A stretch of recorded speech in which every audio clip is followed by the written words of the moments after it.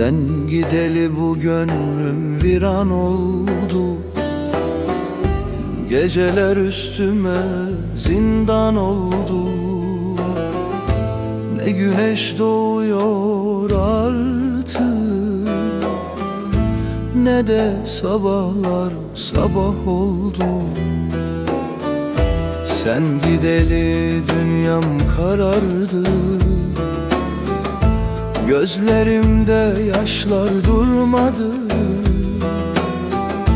Bir yanım seni arar durur, bir yanım sensiz yaşayamadı. Duvarlara adını yazdım,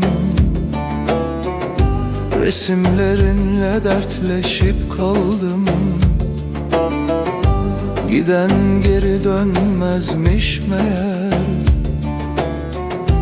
Ben bu derde nasıl dayandım? Sen gideli dünyam karardı. Yüreğimde ateşler kaldı.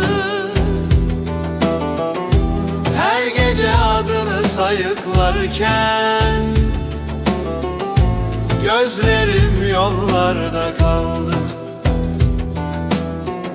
Sen gideli güllerim soldu. Bahçem bile bana küstü. Ben seni unutamam güzelim. Bu gönül sana ömrünü verdi.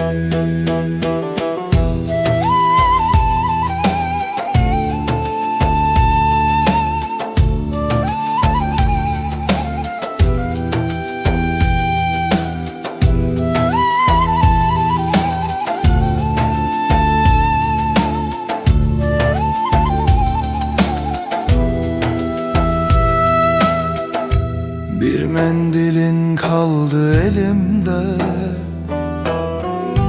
kokun hala durur üzerinde.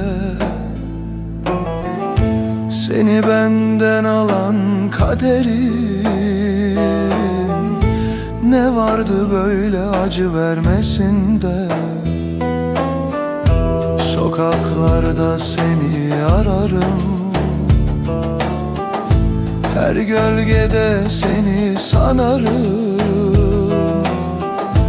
Bir gün dönersin diye hala kapıyı açık bırakırım. Sen gideli dünyam karardı. Yüreğimde ateşler kaldı. Her gece adını sayıklarken gözlerim yollarda kaldı. Sen gideli güllerim soldu.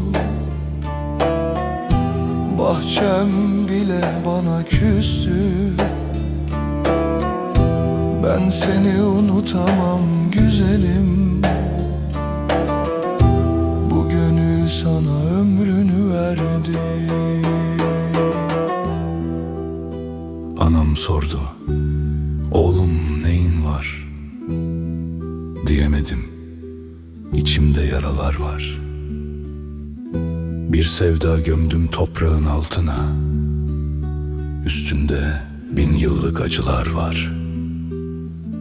Ah, sen gideli. Sen gideli. Sen gideli dünyam karardı. Gecelerim sabaha varmadı. Ben seni beklemekten yoruldum da bu gönül senden hiç usanmadı. Ah benim yarim, ah benim yarim, gittiğin günden beri benim dünyam bir daha aydınlanmadı.